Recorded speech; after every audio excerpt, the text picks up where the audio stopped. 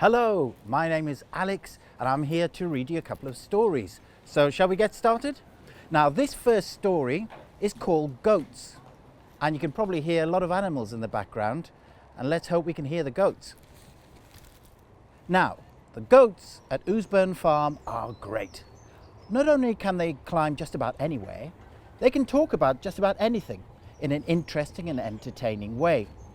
They also discovered the invisible world. And this is how they did it.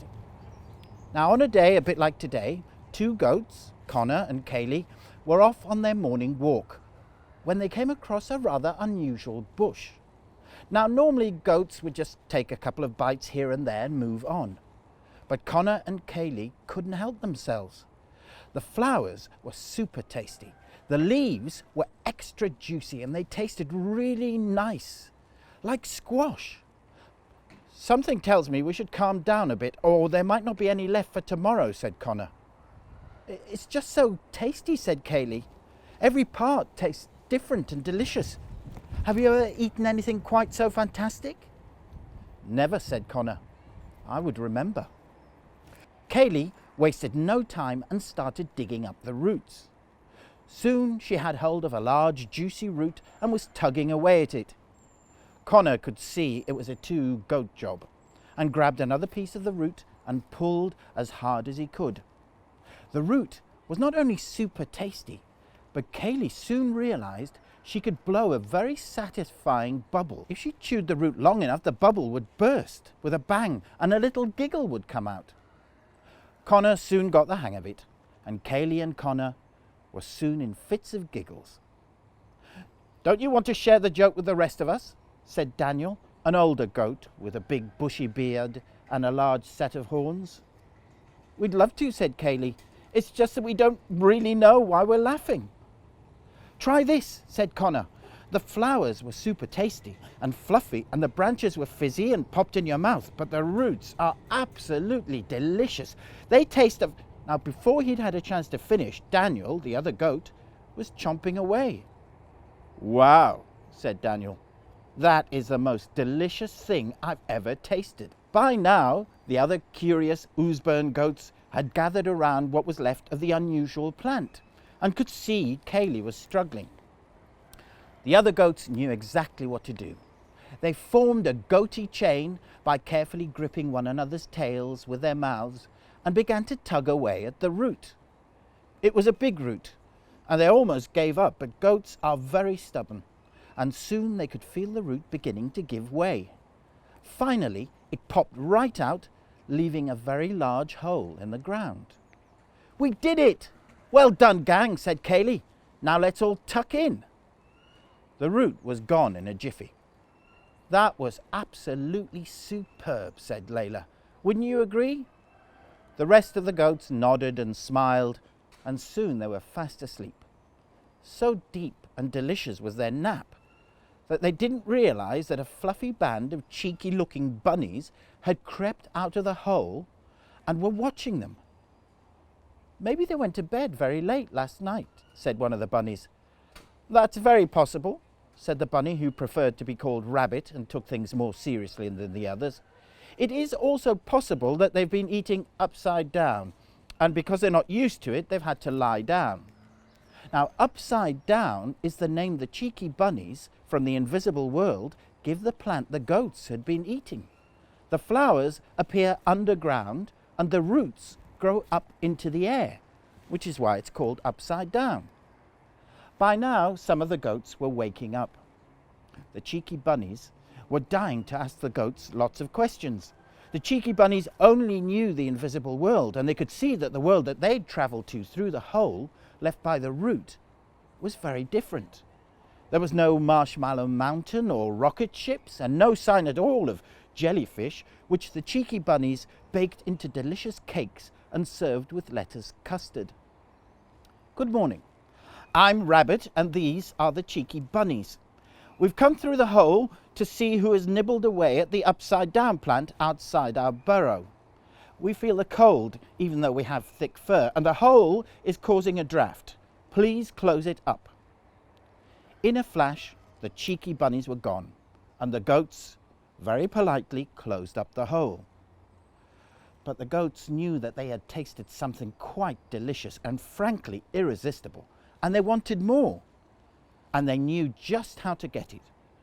They agreed that they would all get an early night, and first thing tomorrow morning would reopen the hole and set off to discover the delights of the invisible world. But that's another story. Now, I don't know if we've got time.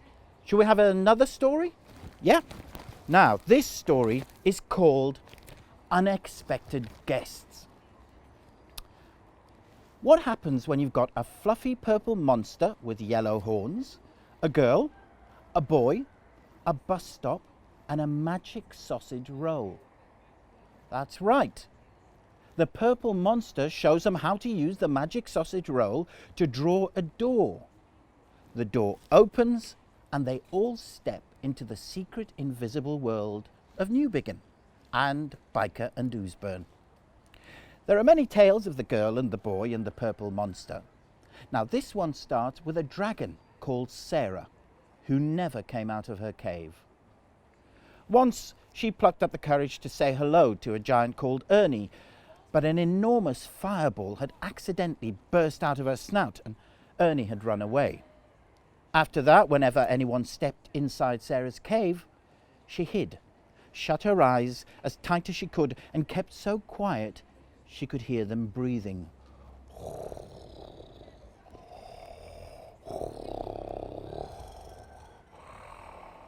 One night, on the unsecret side of Newbiggin, the boy was looking out of his bedroom window, wishing his parents would let him have a pet. He was staring absent-mindedly at the bus stop at the top of the street, when through the magic door stepped Clive, the most dangerous demon alive. Covered in slime, with thin, spiky fingers and small, razor-sharp teeth, Clive crawled through the magic door. The boy ducked down, hoping he hadn't been seen. But it was too late.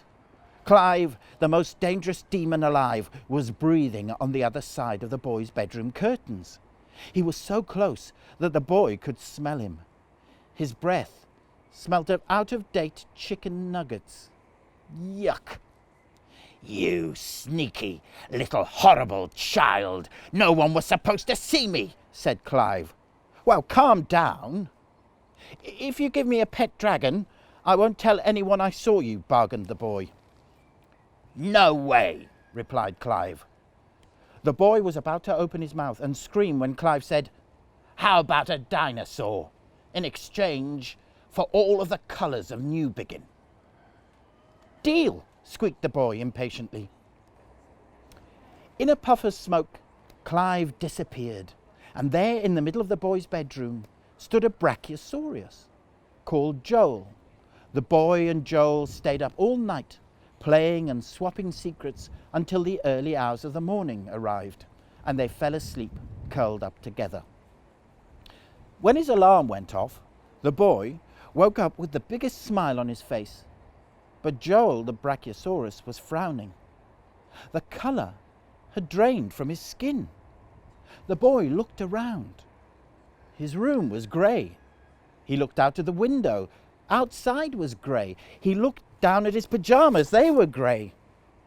Joel and the boy snuck out of the house, down to the bus stop, and opened the magic door.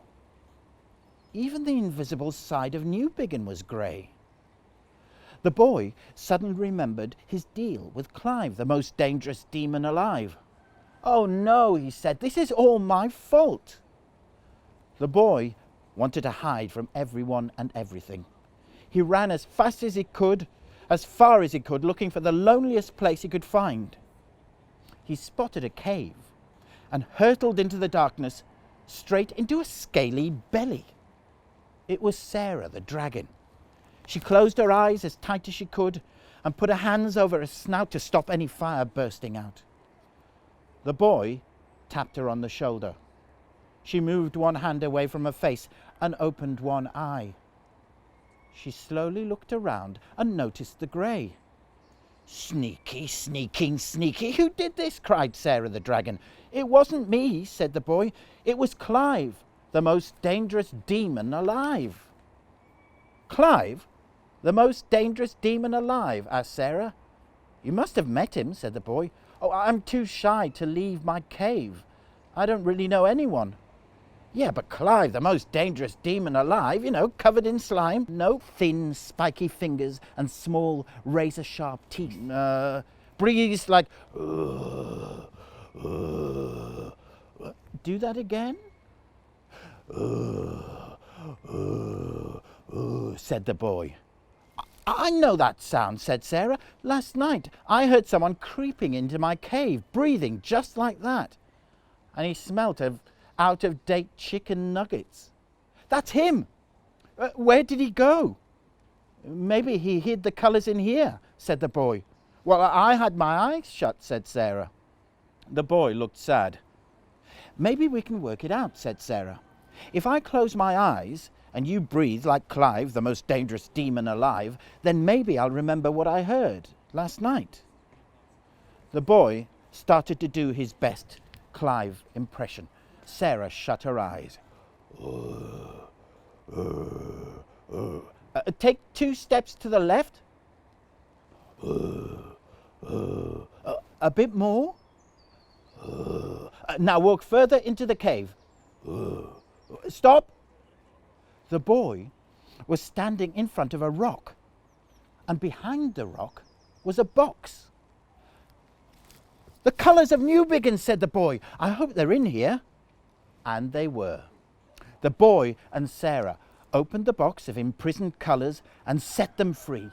They were so beautiful, and Sarah couldn't help chase them out into the big wide outside she'd been afraid of until now.